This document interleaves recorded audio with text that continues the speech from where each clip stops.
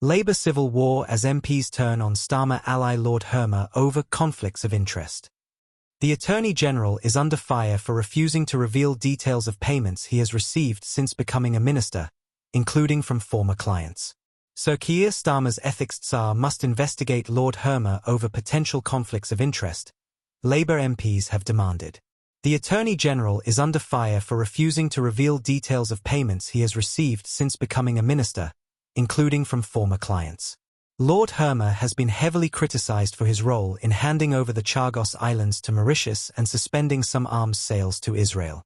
Ministers and their aides also reportedly refer to Lord Hermer's department as the Anti-Government Office, rather than the Attorney General's office. Due to his approach, he has been dubbed the Herminator over claims he blocks legislation.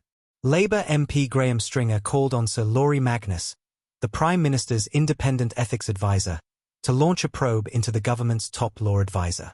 Mr. Stringer said, "There are clearly important questions about these potential breaches of the code that demand comprehensive answers. I hope that these questions will be answered as quickly as possible by Sir Laurie, so that we can end the current uncertainty around the Attorney General's position." Another Labour MP said, "If you've got financial interests, you should be declaring them. That's a given.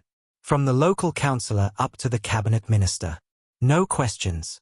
It's an absolute aberration to have a senior minister avoiding that transparency. I'm surprised this still hasn't been sorted." Lord Hermer has been heavily criticised for his work for controversial clients, including jihadi bride Shamima Begum and ex-Sinn Féin leader Gerry Adams. On Sunday, the Attorney General confirmed he has decided not to refer the sentencing of notorious Southport killer Axel Rudakubina to the Court of Appeal, despite a public outcry. He stated, "The senseless and barbaric murder of 3 young girls in Southport last summer shocked our nation. No words come anywhere close to expressing the brutality and horror in this case.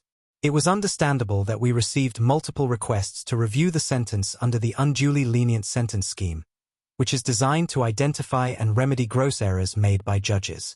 After careful consideration of independent legal advice and consultation with leading criminal barristers and the Crown Prosecution Service, I have concluded that this case cannot properly be referred to the Court of Appeal. No one would want the families to be put through an unnecessary further court process where there is no realistic legal basis for an increased sentence." The 52-year sentence imposed by the judge was the second longest sentence imposed by the courts in English history. Rudakubina will likely never be released and will spend the rest of his life in jail. The government have set out the next steps that must now take place to ensure that these awful murders will be a line in the sand. My thoughts today are with the friends and families of Bibi, Elsie and Alice, as well as the other victims. Your memories will not be forgotten.